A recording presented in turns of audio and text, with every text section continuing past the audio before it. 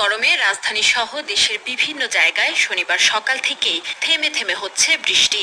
তবে বৃষ্টি হলেও গরম কমেনি খুব একটা। বৃষ্টির সঙ্গে ব্যবসায়ী গরমে অস্বস্তি তৈরি হয়েছে নগরবাসীর মাঝে। রাজধানী জুড়ে থেমে থেমে ঘণ্টাব্যাপী বৃষ্টি হলেও ব্যবসা গরম না কমার কারণ জানায় আবহাওয়া অধিদপ্তর। বৃষ্টিতে তাপমাত্রা না কমলেও রোববার থেকে রংপুর, ময়মনসিংহ, চট্টগ্রাম, সিলেট এবং বরিশাল বিভাগে ভারী থেকে অতি ভারী থাকার কারণে গরমের অনুভূতির তীব্রতাও থাকবে, ব্যবসা গরম করবে, সোয়েটিং সিস্টেম বাধাগ্রস্ত হবে, অস্বস্তি হবে। দেশে বৃষ্টিপাতের পরিমাণ বাড়ার সাথে চট্টগ্রামে পাহাড় ধসের সম্ভাবনার কথাও জানান এই আবহাওয়াবিদ। অতি বৃষ্টিপাতের কারণে চট্টগ্রাম পাহাড়ি এলাকায় ভূমিধসের আধিক্য বিরাজ করছে। ফলে উত্তর বঙ্গোপসাগর, বাংলাদেশের উপকূলীয়